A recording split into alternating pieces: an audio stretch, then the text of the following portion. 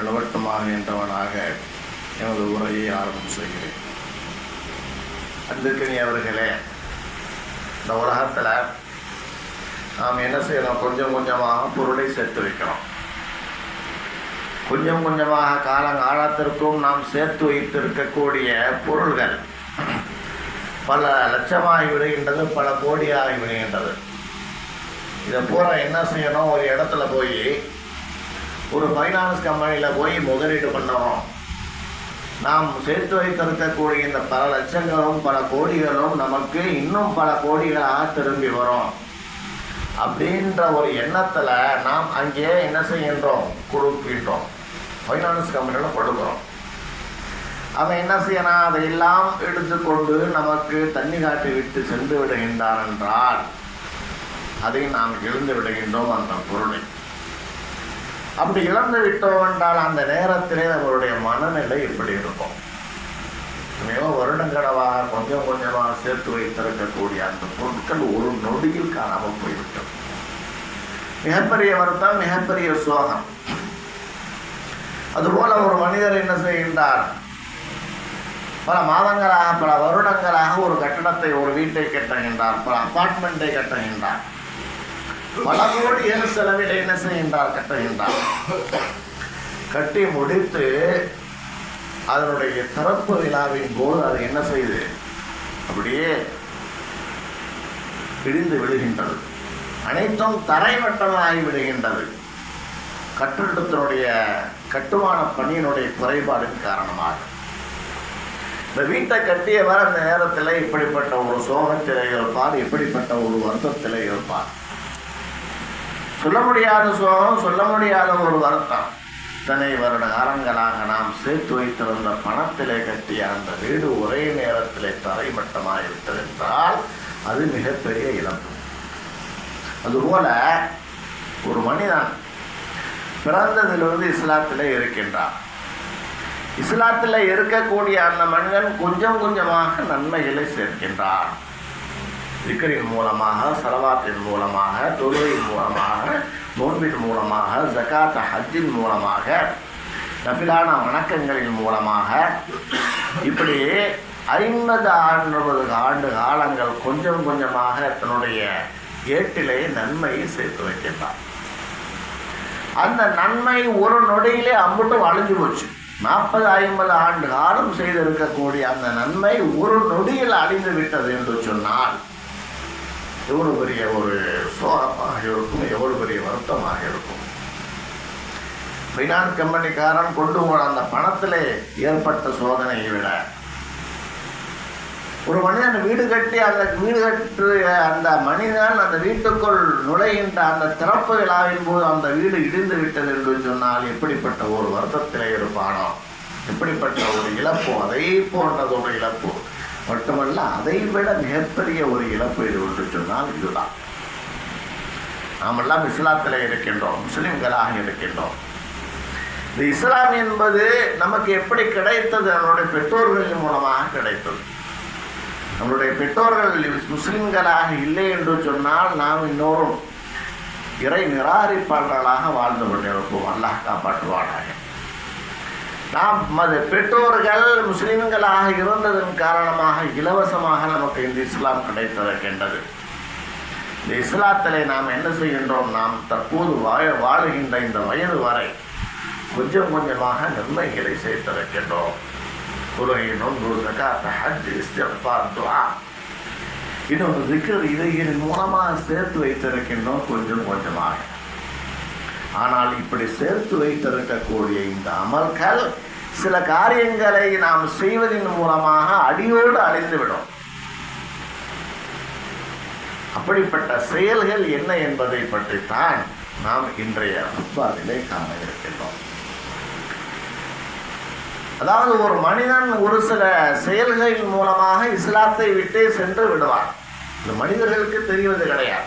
எந்தெந்த காரியத்தினால நாம் இஸ்லாத்தை விட்டும் நம்மை அந்த செயல்கள் அப்புறப்படுத்திவிடும். இஸ்லாத்தில் தான் மனிதன் இருப்பான். எப்படி இருப்பான்? வெளித்தோட்டத்தில் இருப்பான். முஸ்லிம்களோடு பழகி கொண்டு இருப்பான். முஸ்லிம்களை போன்று தொப்பி அணிந்திருப்பார். முஸ்லிம்களை போன்று தாடி வைத்திருப்பார். முஸ்லிம்களை போன்று ஜிப்பா போட்டு இருப்பார். எல்லாமே முஸ்லிம்களுடைய வேடத்திலே இருப்பார், முஸ்லிம்களோடு தான் இருப்பார். ஆனால் அந்த காரியங்களை நாம் செய்வதன் மூலமாக நாம் அல்லாஹ்விடத்திலே நாம் முஸ்லிம்களாக இருக்க மாட்டோம். பேரளவிலே முஸ்லிம்களோடு சேர்ந்து வாழ்வோம். அல்லாஹ்விடத்திலே நாம் என்ன செய்ய மாட்டோம்? முஸ்லிம்களாக இருக்க மாட்டோம். அப்படிப்பட்ட செயல்களுக்கு நவாக்கிதுல் ஈமான் இஸ்லாம், நவாக்கிதுல் இஸ்லாம், இஸ்லாத்தை தகர்க்கக்கூடியவைகள் என்பதாக சொல்லப்படும். அப்படிப்பட்ட இஸ்லாத்தை தகர்க்கக்கூடிய அந்த விஷயங்களிலே முதல் விஷயம் என்னவென்று சொன்னால் இணை வைப்பு. இணை வைப்பு எப்படின்னு சொன்னா என்ன? ஒரு மனிதன் அல்லாஹ்வை வணங்குகின்ற வணக்கத்தோடு அல்லாஹுடைய படைப்புகளையும் வணங்குதல், இதுதான் இணை வைப்பு. அவெல்லாம் யாரை தொழுவதற்காக வந்திருக்கின்றோம்? அல்லாஹை தொழுவதற்காக வந்திருக்கின்றோம். அல்லாஹுக்காகவே நோன்பு வைக்கின்றோம், அல்லாஹுக்காகவே ஸகாத் ஹஜ் கொடுக்கின்றோம். அல்லாஹ் தான் நம்மளுடைய இறைவன், நம்மளுடைய கடவுள் என்று மனமாற ஏற்று இருக்கின்றோம். இப்படி ஏற்று இருக்கக்கூடிய ஒரு மனிதன் அல்லாஹையும் வணங்கி கொண்டு அல்லாஹுடைய படைப்பையும் வணங்கினான் என்று சொன்னார். தன்னுடைய வணக்கத்திலே அல்லாஹுடைய அடிமைகளை கூட்டாக்கினான் என்று சொன்னால் அதற்கு பெயர் இணை வைப்பு என்பதாகும். இணை வைப்பு என்று சொன்னால் என்ன? 2 பேரை கூட்டாக்குறது, ஒரு விஷயத்துல 2 பேரை சமத்துவமாக்குறது. அல்லாஹ்வை இபாதத்து செய்ய வேண்டிய, அல்லாஹ்வை மட்டுமே இபாதத்து செய்ய வேண்டிய மனிதன். இரண்டால் நாம் கலிமா சொல்லி இருக்கின்றோம், லா இலாஹ இல்லல்லாஹ், வணக்கத்திற்குரிய அல்லாஹ்வை தவிர யாரும் இல்லை. அப்படித்தான் நாம் கலிமா சொல்லி இருக்கின்றோம். வணக்கத்திற்குரியவன் அல்லாஹ்வை தவிர வேறு யாரும் இல்லை என்று சொல்லக்கூடிய இந்த மனிதன் இந்த வணக்கத்திலே அல்லாஹ் அல்லாதவற்றையும் கூட்டாக்குகிறான். அல்லாஹ்வால் படைக்கப்பட்டு இருக்கக்கூடிய ஒரு படைப்பு. அல்லாஹ்வால் படைக்கப்பட்டு இருக்கிறது எது? அல்லாஹை தவிர உள்ள அனைத்துமே அல்லாஹ்வால் படைக்கப்பட்டது. அல்லாஹை தவிர உள்ள அனைத்தும் அல்லாஹ்வுடைய படைப்புகள். சூரியன், சந்திரன், நட்சத்திரம், மேகம், இன்னும் இவ்வுலகத்தில் இருக்கக்கூடிய கற்கள், விலங்கினங்கள், பறவை இனங்கள், மனித இனங்கள் மற்றும் காற்று, மலை, இவைகளெல்லாம் அல்லாஹ்வால் படைக்கப்பட்டது. ஷைத்தான் கூட அல்லாஹ்வால் படைக்கப்பட்டவன், மலக்குகள் கூட அல்லாஹ்வால் படைக்கப்பட்டவர்கள், நபிமார்கள் கூட அல்லாஹ்வால் படைக்கப்பட்டவர்கள், அவுலியாக்களும் அல்லாஹ்வால் படைக்கப்பட்டவர்கள். குறிப்பாக சுருக்கமாக சொல்ல போனால் அல்லாஹ்வை தவிர உள்ள அனைத்தும் அல்லாஹ்வால் படைக்கப்பட்டவைகள். அல்லாஹ்வை வணங்கக்கூடிய ஒரு மனிதன் அல்லாஹ்வால் படைக்கப்பட்டு இருக்கக்கூடிய இன்னொரு படைப்பை அவனுடைய வணக்கத்திலே கூட்டாக்கினான் என்று சொன்னால் அதற்கு பெயர் இணை வைப்பு. தொழுகின்றோம் அல்லாஹ்வுக்காக, அல்லாஹ்வுக்காக தொழுகின்றேன் என்று தக்பீர் கட்டக்கூடிய ஒரு மனிதன் அவருடைய சிந்தனையில் வருது, நம்மெல்லாம் அல்லாஹ்வை வணங்கக்கூடிய வணக்கசாலி என்று மனிதர்கள் போற்ற வேண்டும் அப்படிங்கிற ஒரு எண்ணம் ஒரு மனிதனுடைய உள்ளத்தில் வேறு பக்கத்தில் இருந்தது என்று சொன்னால் அதற்கு பெயர் ரிவாரியா முஹஸ்துதி. அது கூட மறைமுகமான ஒரு ஷிர்க். அல்லாஹ்வுக்காக வேண்டி வணங்க வேண்டிய இந்த மனிதன் அல்லாஹ்விற்காக வேண்டி வணங்குவது அல்லாமல் அல்லாஹ்வுடைய ஒரு அடியானுக்காக வேண்டி வணங்குகின்றார். வணங்காமற்கு தொழுகைக்கு போகவில்லை என்று சொன்னால் மனைவி திட்டுவார், பெற்றோர்கள் திட்டுவார். அப்படிங்கிற ஒரு எண்ணத்தோடு என்ன செய்யறார்? தொழுகைக்கு போறார். ஜகாத் கொடுப்பது அல்லாஹ்வுக்காக வேண்டி. இஸ்லாத்தினுடைய கடமைகளிலே 4வது கடமை ஜகாத். இந்த ஜகாத் கொடுக்கின்ற பொழுது நாம் அல்லாஹ்விற்காக வேண்டி கொடுக்கின்றோம் என்பதை விடுத்து ஒரு மனிதர் என்ன செய்கின்றார்? நம்ம ஜகாத்து கொடுத்தோம் சொன்னோம், அடுத்தவருக்கு வாரி வழங்கினோம் என்றால் என்ன செய்வாங்க? அடுத்தவங்க வாங்கக்கூடியவர்கள் அவருடைய ஒரு அன்பு நமக்கு கிடைக்கும். அல்லது என்ன செய்யலாம்? நம்மளை மனிதர்கள் இவர் ஒரு குடைவல் என்று சொல்லுவார்கள். என்பதற்காக வேண்டி அல்லாஹ்வுக்காக வேண்டி செய்யக்கூடிய அந்த வணக்கத்தில் மற்றொரு எண்ணங்கள் கலந்து விட்டது என்று சொன்னால் மோஸ்துதி. இதெல்லாம் மறைமுகமான ஷிர்க். இதோடு மட்டுமல்லாமல் இஹ்திகாஃப் என்பது அது ஒரு வணக்கம், தொழுகை என்பது ஒரு வணக்கம், தவாஃப் வணக்கம், துவா வணக்கம், பலியிடுதல் குர்பான் கொடுப்பது வணக்கம், ருக்கு வணக்கம், சுஜூத் வணக்கம். இதெல்லாம் அடுத்த ஒரு படைப்பை, அல்லாஹ்வால் படைக்கப்பட்ட ஒரு படைப்பை நாம் கூட்டாக்கினோம் என்று சொன்னால், அவருடைய எண்ணத்திலே கூட்டாக்கினோம் என்று சொன்னால் அது ஷிர்க். இந்த ஷிர்க்கை ஒரு மனிதன் செய்து விட்டார் என்றால் 50 வருஷம் அவர் ஷிர்க் செய்யலை, 51வது வயது ஷிர்க் செய்து விட்டார் என்று சொன்னால் என்ன ஆகும்? அவர் 50 வருஷமா அவர் செய்திருக்கக்கூடிய அந்த சிறு சிறு நல்ல அமல்களின் மூலமாக சேர்த்து வைத்த அந்த இபாதத்துகள் எல்லாம் அடியோடு உரைநாதங்கள். காரணம் என்ன? இந்த 51வது வயதில் அவர் செய்த அந்த இணை வைப்பின் மூலமாக இஸ்லாத்தை விட்டு வெளியேறார். இப்படி வெளியேற மனிதர் என்ன செய்வார்? இஸ்லாமியரோடு இருப்பார், பள்ளிவாசலுக்கு வருவாரு, தொப்பி போட்டிருப்பாரு, தாடி வச்சிருப்பாரு, ஜுப்பா போட்டிருப்பாரு, மக்களோட மக்களாக வணங்குவார். மக்களுக்கு தெரியும் இவர் முஸ்லீம் தான் அப்படின்னா. ஆனால் அல்லாஹ்வுடைய பார்வையிலே அவர் முஸ்லீமாக இருக்க மாட்டார். ஏன்? அவர் எண்ணத்துல இணை வைத்திருப்பார். இப்ப இணை வைப்பு என்பது ஒரு மனிதனை அல்லாஹ்வுடைய இந்த மார்க்கத்தை விட்டு வெளியாக்கிவிடும். இரண்டாவதாக, அல்லாஹுக்கும் அல்லாஹ்வுடைய படைப்புக்கு மத்தியிலே, அல்லாஹுக்கும் அவனுக்கும் மத்தியிலே ஒரு படைப்பை கூட்டாக்குறார், ஒரு படைப்பை துணையாக ஆக்குறார். அல்லாஹ் இங்கே இருக்கின்றான். அல்லாஹ் தஆலா கூறுகிறான், வைதா ஸஅலக இபாதி அன்னி ஃபஇன்னி கரீப். என்னை பற்றி என்னுடைய அடியார் நான் எங்கே இருக்கின்றேன் என்று கேட்டால் நான் மிகவும் சமீபமாக இருக்கேன்னு சொல்லுவேன். நாடி நரம்பை விட மிகவும் அருகாமையில் இருக்கின்றதாக சொல்லுவேன். அல்லாஹ் தஆலா கூறுகின்றான், அக்ரபு இலைஹி மின் ஹப்லில் வரீத்.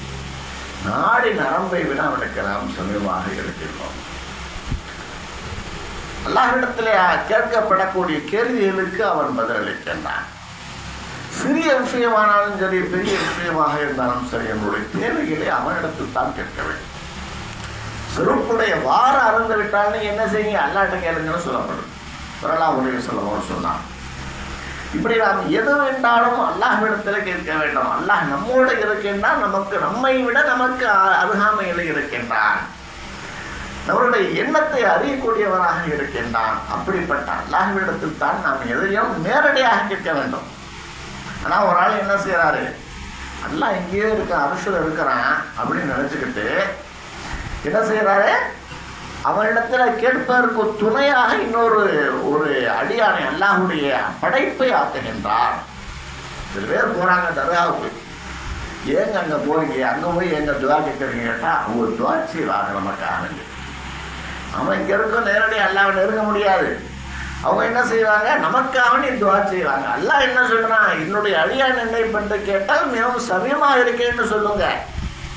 சுருப்புடைய வார அறந்து விட்டால் இடத்துல கேட்க அவ்வளவு ஈஸியாக அல்லாஹ் நம்மோடு இருக்கிற இடத்துல நாம் நேரடியாக கேட்பதற்கு நமக்கு என்ன தயக்கம்? ஆனால் நாமெல்லாம் நினைச்சுக்கிறது அல்லாஹ் தஆலா அவனுடைய துவாக்கு பதிலளிக்க மாட்டான் என்பதை நினைத்து கொண்டு யாரை கூட்டாக்குறது? யார் மூலமா அல்லாஹ் நெருங்க நினைக்கிறது? அவுலியாக்கள் மூலமாக அல்லாஹ் எனக்கு போய் நெருங்கன்னு நினைக்கிறது. அல்லது சில நபிமார்கள், சில வலிமார்களுடைய ஷஃபாத்தின் மூலமாக நெருங்கிடலாம் என்று அல்லாஹுக்கும் அந்த மனிதனுக்கு மத்தியில் வேற ஒரு ஆள், அதுக்கு பேர் என்ன சொல்லுவாங்க? வசீலா அப்படின்னு சொல்லுவாங்க அரபில. உலமாக்களுக்கு தெரியும் வசீலா என்று சொன்னால் என்ன.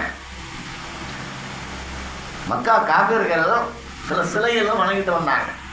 அவங்களும் அல்லான்னு தான். படைத்தவன் யாருன்னு கேட்டால் அவங்க அல்லான்னு தான் சொல்லுவாங்க. வானம் பூமியை படைத்தது யார் அப்படின்னு கேட்டால் அவங்க என்ன சொல்லுவாங்க? அல்லாதான்ட்டாங்க.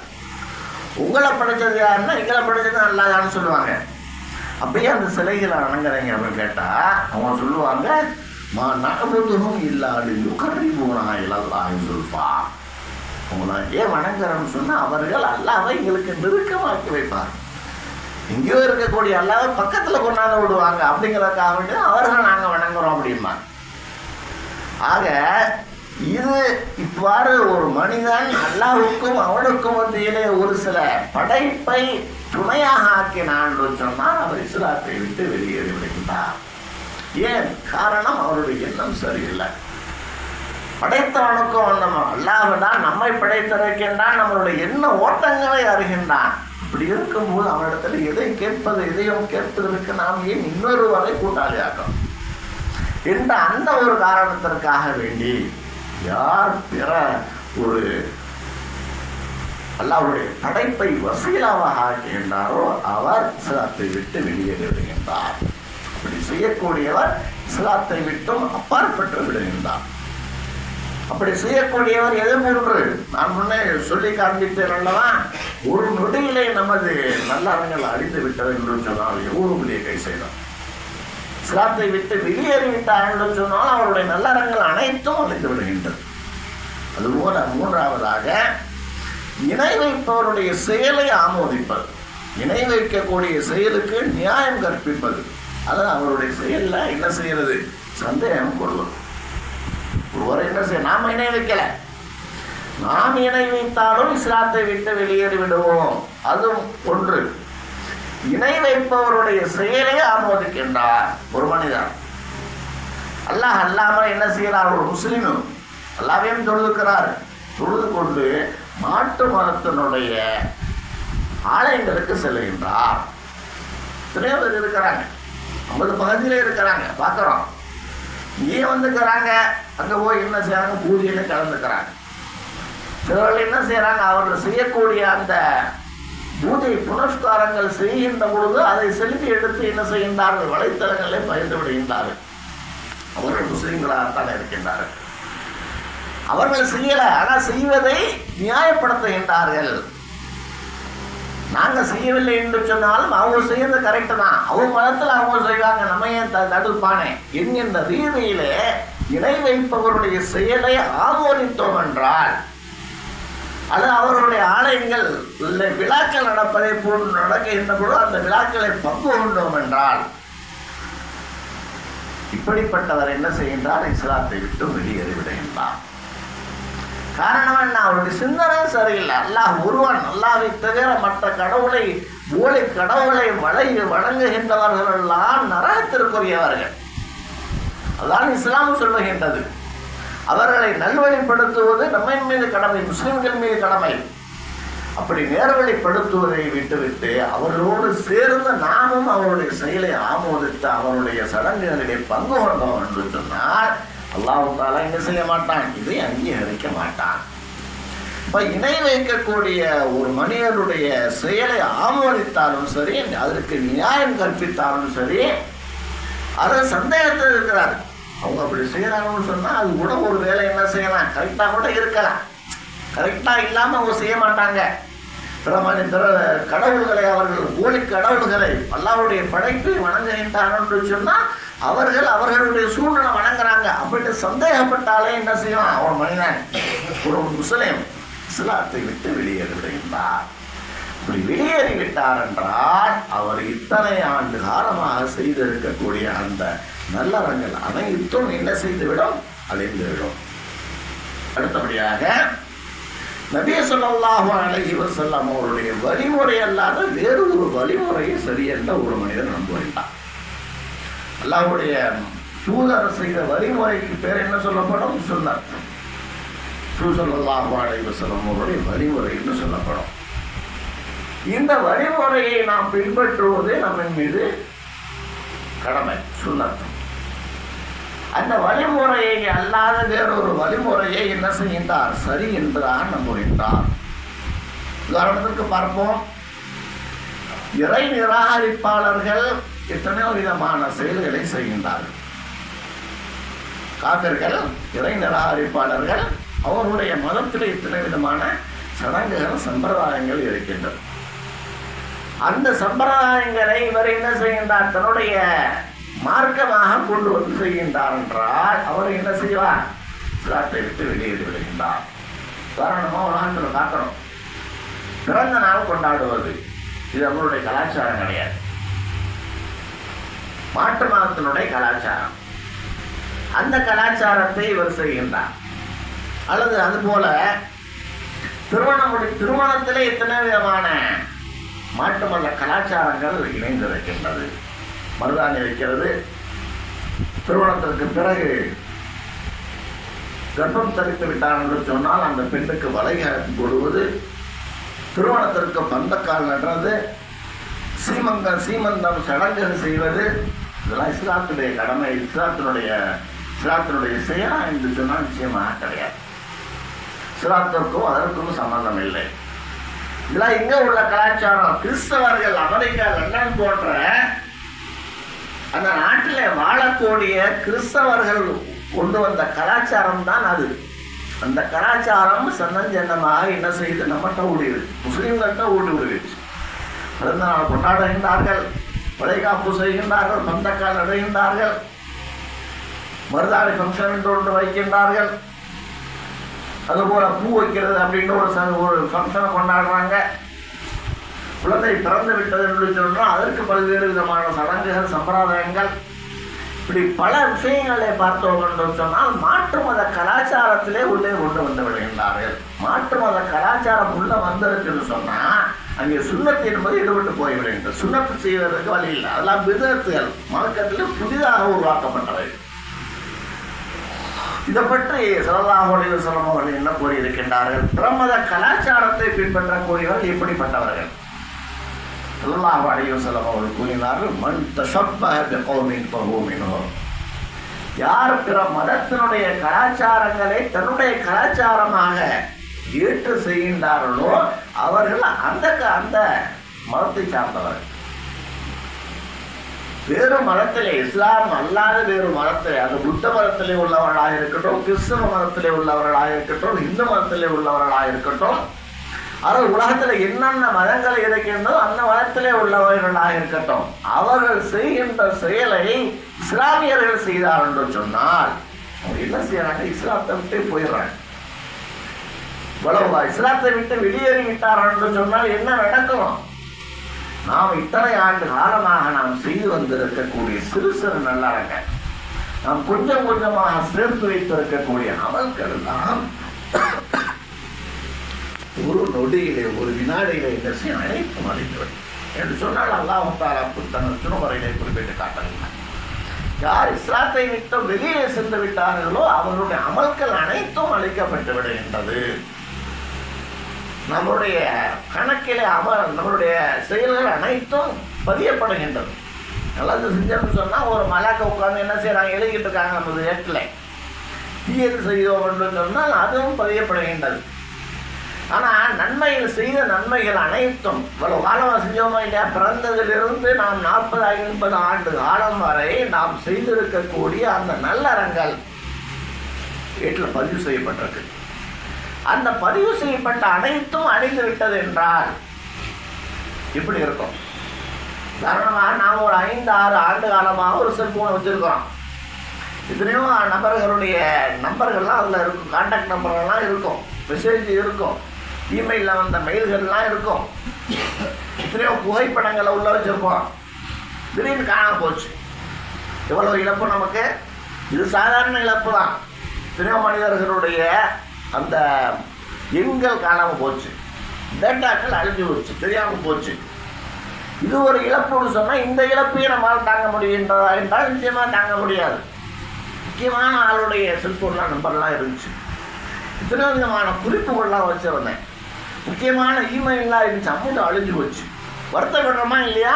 இதுக்கே இவ்வளவு வருத்தம் அப்படின்னு சொன்னால் நாம் பிறந்ததிலிருந்து 40-50 ஆண்டு காலம் வரை கொஞ்சம் கொஞ்சமாக சேர்த்து இருக்கக்கூடிய நல்லறங்கள் ஒரு நிமிடத்தில் அழிந்து விட்டது என்று சொன்னால் இதுதான் இழப்பிலும் இழப்பு, பேரிழப்பு. நன்மையும் இருக்கு, தீமையும் இருக்கு, ரெண்டு சமமாக இருக்கு. அதாவது கொஞ்சம் கூடுதலாக குறைச்சி இருக்குது.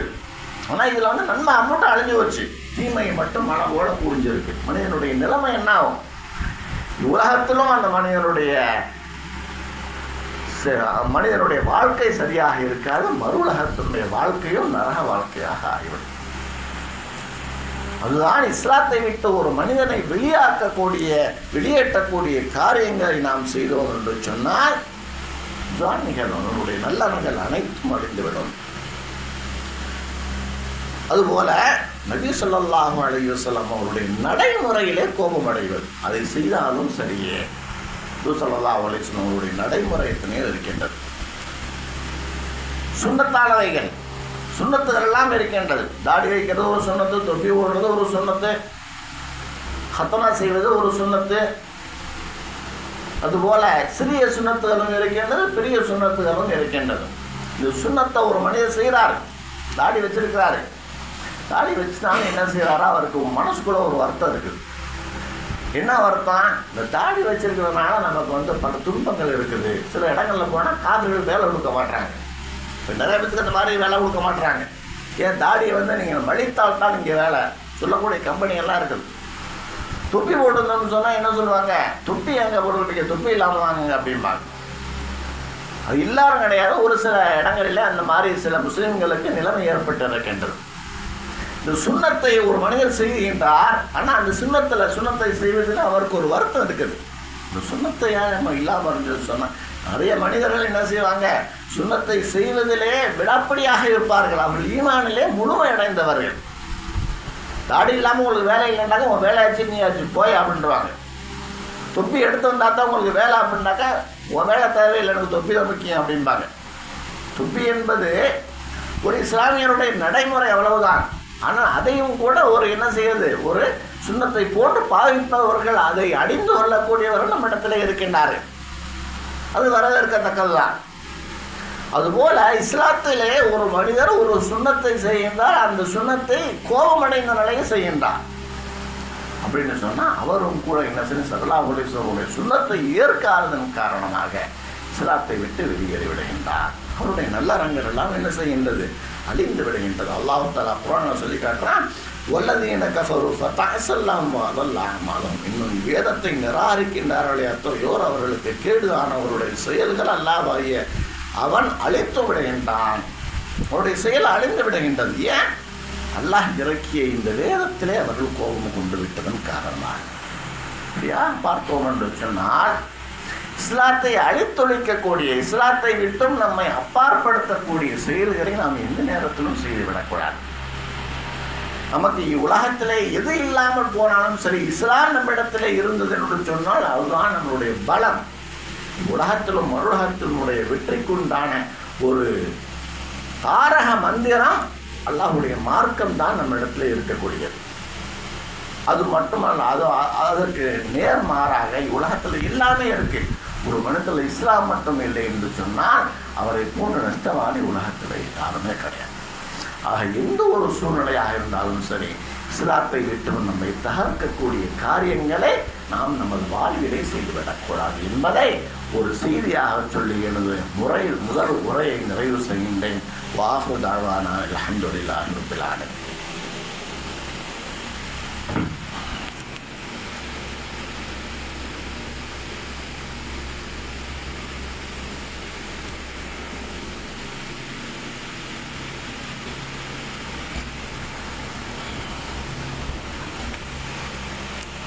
அல்ஹம்துலில்லாஹ் அல்ஹம்துலில்லாஹி ஹம்தன் கதீரன் கமா அல்லாஹ். அன்பிற்கினியவர்களே, இஸ்லாத்தை தகர்க்கக்கூடிய காரியங்கள், நாமெல்லாம் முஸ்லீமாக இருக்கின்றோம். முஸ்லீமாக இருக்கக்கூடிய நாம் இஸ்லாத்திலே நிலைத்திருக்கின்றோம் என்று சொன்னால், இஸ்லாத்தை தகர்க்கக்கூடிய எந்த ஒரு காரியத்தையும் நாம் செய்து விடாமல் இருந்தால்தான் இஸ்லாத்திலே நிலைத்திருப்போம். ஆனால் இஸ்லாத்தை தகர்க்கக்கூடிய ஒரு காரியத்தை செய்து விட்டோம் என்றால் நாம் அல்லாஹ்விடத்திலே இஸ்லாத்திலிருந்து நாம் வெளியேறியவர்களாக ஆவோம். அவர் இஸ்லாமியர்களோடு சேர்ந்து வாழ்ந்திருந்தாலும் சரி, வெளிரங்கத்திலே அவருடைய நடை உடை பாவனைகள் இஸ்லாமியர்களை போன்று இருந்தாலும் சரி, அல்லாஹ்விடத்திலே இஸ்லாத்தை விட்டும் அவர் வெளியேறியவராக கருதப்படுவார். அப்படிப்பட்ட காரியங்கள் என்ன என்பதை பற்றி இந்த ஹுத்பாவிலே நாம் கண்டு வருகின்றோம். அந்த அடிப்படையில் ஆறாவது என்னன்னு சொன்னால், அல்லாஹ்வினுடைய மார்க்கத்தை ஒரு மனிதர் கேலி செய்கின்றார். அல்லாஹ்வுடைய மார்க்கத்தை என்ன செய்கின்றார்? ஒரு மனிதர் கேலி செய்கின்றார் என்றால், அவர் இஸ்லாமியாராக இருந்துக்கிட்டே கேள்வி பண்ணுறாரு. மற்றவரை கேள்வி பண்ணுவாங்க, அதை பற்றி பிரச்சனை இல்லை. இறை நிராகரிப்பாளர் கேள்வி பண்ணுறாங்க, அவங்களுக்கு மார்க்கம் தெரியாதனால கேள்வி பண்ணுறாங்கன்னு சொல்லலாம். முஸ்லீமாக இருக்கக்கூடிய ஒரு மனிதர் என்ன செய்கிறார்? இஸ்லாத்தை கேள்வி பண்ணுறார் என்றால் அவர் என்ன செய்வார்? இஸ்லாத்தை விட்டு வெளியேறி விடுகின்றார். உதாரணமாக முஸ்லிம்களாக இருக்கக்கூடிய எத்தனையோ பேர் கபருடைய வேதனை பற்றி அவ்வளோ சொல்லப்பட்டால் என்ன சொல்லுவாங்க? அது பார்த்துக்கறலாம், மௌத்தா போனதுக்கு பின்னால் பார்க்க வேண்டிய பார்வையிலங்க அது அப்படிம்பாங்க. இப்போ கபரில் நடக்கக்கூடிய அந்த தண்டனை அதற்கு பயப்படவில்லை என்று சொன்னால், அதை நம்பவில்லை என்று சொன்னால் அவர் முஸ்லீமாக இருக்க முடியாது. தவறுகள் செய்வாங்க, எங்கள் அல்லாஹ்வுடைய பயம் இல்லையாங்க அப்படின்னு சொன்னோம்னு சொன்னால் அவங்க சொல்லக்கூடிய வார்த்தை, அது மௌத்தா போனதுக்கு பின்னால் பார்த்துக்குறோங்க. இந்த உலகத்தில் என்னடா அதுதான் முக்கியம். மௌத்தா போனதுக்கு பின்னால் அல்லாஹ் சொர்க்கம் இருக்குங்கிறான், நரகத்திலும் நரகம் இருக்குங்கிறான். அது மௌத்தா போனதுக்கு பின்னால் பார்த்துக்குறோம். மரணத்திற்கு பிறகு சுரம் நரகம் ஆகிய இரண்டு வாழ்க்கை இருக்கின்றது என்பதை ஒரு மனிதனும் நம்ப வேண்டும். அதை நம்பவில்லை என்று சொன்னால் அவர் முஸ்லீமாகவே இருக்க முடியாது. இன்னும் சிலர்கள் தலாக்கை பற்றி என்ன செய்கிறாங்க? இஸ்லாமியர்கள் அல்லாதவர்கள் குறை கூறுவார்கள். 2-3 வார்த்தையிலேயே விவாகரத்தாகி போகுது. தலாக் தலாக் தலாக்குன்னு சொன்னாலே என்ன செய்யுது? விவாகரத்தாயிடுது. இது என்ன ஒரு சட்டம்? பிறர்கள் சொல்லுவாங்க, நாம் சொல்லக்கூடாது. ஏன் அல்லாஹ் தஆலா எதை மார்க்கமாக்கி இருக்கின்றானோ அது நிலைப்படுத்துவதுதான் நம்மளுடைய வேலை. சில மாற்று மதத்தவர்கள் பெண்கள் போடக்கூடிய ஹிஜாபை கேலி செய்கின்றார்கள். இஸ்லாம் என்பது பெண்களுக்கு உண்டான உரிமையை மறுக்குது. உடம்பு பூரா மறைக்கணும்னு சொல்லுது. இங்கிறதுல அந்த மாதிரிலாம் கிடையாது, நாங்கள் சுதந்திரமாக போவோம் அப்படின்னு. அவர்கள் சுதந்திரமாக வாழ்கின்றார்கள். அல்லாஹ்வுடைய தூதரும் ஹிஜாபை இருக்கின்றது என்று சொன்னால் அதை நாம் ஏற்று நடக்க வேண்டும். துனியாவில் பார்த்தோம்னு சொன்னால் எத்தனையோ முஸ்லீம் பேர் தான் இங்கே என்ன செய்யணும்னா இஸ்லாத்திற்கு மாற்றமான விஷயங்களே சொல்லுகின்றார். முஸ்லீம்களாக இருந்து கொண்டு முஸ்லீமா நசரின்னு ஒருத்தர் இருந்தால் ஒரு பெண் இருந்தாங்க. அவர்கள் முஸ்லீம் தான் பிறப்பார். அவங்க என்ன செஞ்சாங்க, இஸ்லாத்திற்கு எதிராக இஸ்லாத்தில் இருந்து கொண்டே கணவன் மனைவி 2 பேரும் ஒன்றா வாழலாம் அப்படிங்கிறதுல எனக்கு உடன்பாடு இல்லை. விரும்பிய பெண்கள் விரும்பிய ஆண்களோடு செல்லலாம், விரும்பிய ஆண்கள் விரும்பிய பெண்களோடு செல்லலாம் அப்படின்னு சொன்னாங்க. அவர் முஸ்லீம் அப்படின்னு. ஆனால் இப்படி பேசக்கூடியவர்கள் இஸ்லாத்தில் இருக்க முடியாது. அவர் முஸ்லீம்னு சொல்லி முஸ்லீம் சமூகத்தினரோடு அவர் இருந்தாலும் சரி, அல்லா இடத்துல அவர் முஸ்லீமாக இருக்க முடியாது. ஓவியர் ஹுசைன் அவர் அப்படித்தான் சொன்னார். தமிழ்நாட்டில் எத்தனை விதமான முஸ்லீம் நடிகைகள் இருக்கிறாங்க, பர்தா போடணும் தேவையில்லை அப்படிங்கிறாங்க. இஸ்லாத்தில் இருந்து கொண்டே இஸ்லாத்துடைய கடமையை விமர்சிக்கின்றார்கள். அவர் முஸ்லீம்கள் என்று தன்னை கூறிக்கொண்டாலும் அவர் இஸ்லாத்தில் இருக்க முடியாது. அதுபோல பார்த்தோம் என்று சொன்னால் ஒரு முஸ்லீம்களாக இருந்து கொண்டு முஸ்லீம்களுக்கு எதிராக செயல்படக்கூடியவர்கள், காஃபிர்களுக்கு இணக்கமாக செயல்படக்கூடியவர்கள், அவர்களையும் அல்லாஹ் ஜல்ல ஷானஹு வ தஆலா தனது திருமறையிலே கூறுகின்றான். நீங்கள் யஹூதி நஸராக்களை முஸ்லீம்கள் அல்லாமல் அவர்களை நீங்கள் உங்களுடைய உற்ற நண்பர்களாக எடுத்துக்கொள்ளாதீர்கள். ஏன் அவ்வாறு எடுத்துக்கொள்ளக்கூடியவர்கள் அவர்களை சார்ந்தவர்கள். இஸ்லாத்திற்கு எதிராக முஸ்லீம்களை விடுத்து முஸ்லீம்களுக்கு எதிராக செயல்பட்டீர் என்று சொன்னால், இறை நிராகரிப்பாரோடு சேர்ந்து செயல்பட்டீர் என்று சொன்னால் நீங்களும் இறை நிராகரிப்பார்கள். அன்பிற்கினிய அல்லாஹ்வினடியார்களே, நாம் எந்த ஒரு நேரத்திலும் எந்த ஒரு நிலையிலும் இஸ்லாத்தை விட்டு கொடுக்க கூடாது. இஸ்லாத்திலிருந்து நம்மை வெளியேற்றக்கூடிய காரியத்தை நாம் செய்து விட்டோம் என்று சொன்னால் அது நம்மளுடைய இவ்வுலக மறுவுலகத்தினுடைய வாழ்க்கையை கேள்விக்குரியதாக ஆக்கிவிடும். இல்லாமல் அல்லாஹ் தஆலா நம்மை முஸ்லிம்களாக பிறந்திருக்கக்கூடிய, நாம் முஸ்லிம்களாகவே வாழ்ந்து முஸ்லிம்களாகவே மரணிக்கக்கூடிய ஒரு நற்பெற்றினை உங்களுக்கும் எனக்கும் தந்தருள வேண்டும் என்பதை ஒரு செய்தியாக கூறியவனாக எனது உரையை நிறைவு செய்கின்றேன். அஊது பில்லாஹி ஸமீன்